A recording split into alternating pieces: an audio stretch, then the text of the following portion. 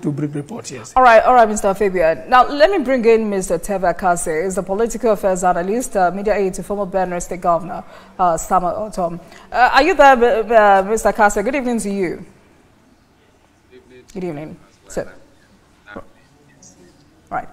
Insecurity in Benue State is the biggest challenge the state has, aside being underdeveloped, despite having well-exposed governors. The truth is, this is not with the administration of Governor Aide. There has been increasing spate of attacks since the last quarter of 2024. Some say the killings never stopped. It has just been underreported. But the last few months, the killings have continued unabated without proper intervention. And some days, it was yesterday, Governor Aide says Benue State is under siege. What exactly is happening? Well, thank you very much for this question. Let me begin by sympathizing with victims of attacks in Nigeria, not just in Benue State. Other states are suffering the same fate, and but we in Benue appear to be receiving the largest share of these atrocities, and so our hearts go to the victims. Our people, as we speak, many of them are missing, and it's quite unfortunate. But let me, before saying anything, commend Mr. President for speaking to Nigerians on this very important issue. The security of lives and property is what the Constitution of this country says governments at all levels must provide for Nigerians. And for Mr. President to speak to Nigerians on this very important issue, it means he's listening to the lamentations of his people. He inherited the security problem from the previous administration, and he is doing his best. We want to see more to be done, like my co-discussant has said. A lot more needs to be done to support our military, which is one of the best in the world, to do better. Now back to Benue State. At last, the government of Benue State is admitting that there are killings.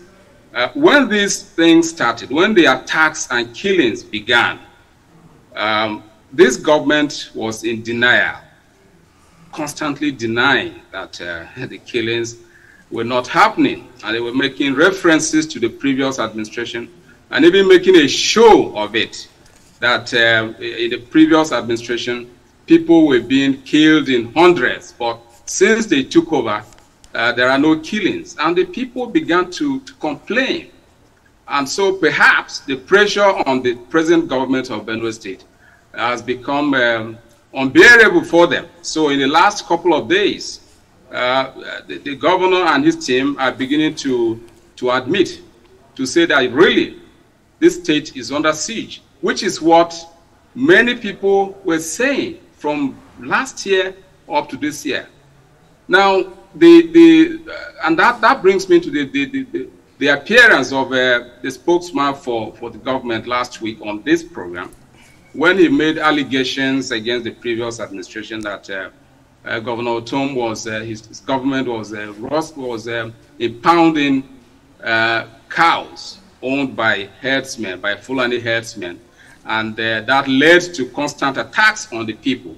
And he accused the government of Ortom of using the livestock guards, to impound animals, and even stole, according to him, the livestock guards would steal some of the animals, and when the herders come to pay fines and take their animals back, many will be missing.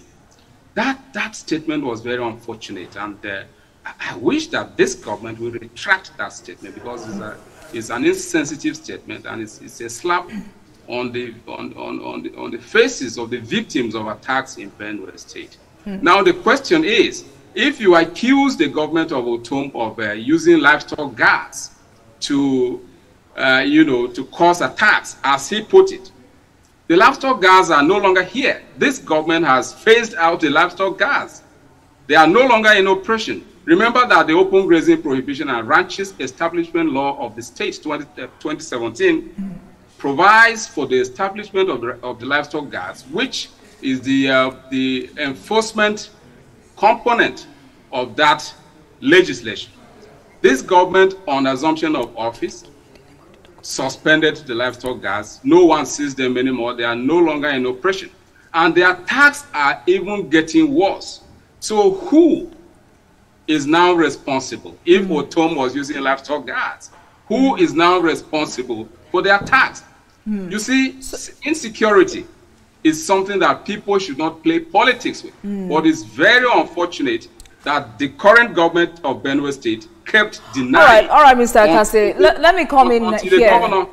Because this is not the first time there would be a back and forth between the previous administration and this current administration, especially on the issue of security.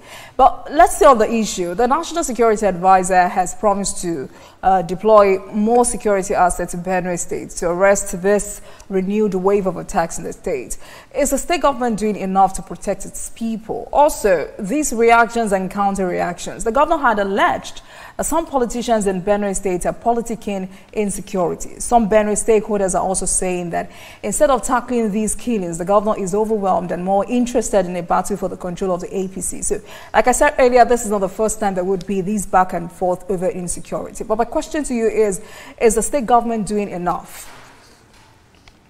Well, as to whether they are doing enough, that is yet to be seen, because they are only beginning to admit that there are attacks after all, which is what Benue people have been saying since last year, that they are being killed by Fulani herdsmen.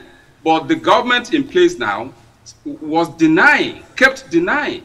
Now, the governor was in Sankara, which comprises Ukum, Logo, and Kasanala local governments some days ago. And there, for the first time, he said more than 50 people have been killed in twin attacks. Now, that is the starting point.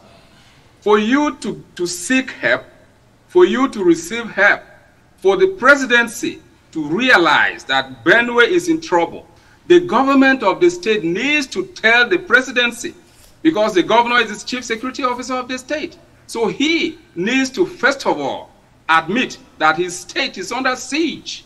If the National Security Advisor, if the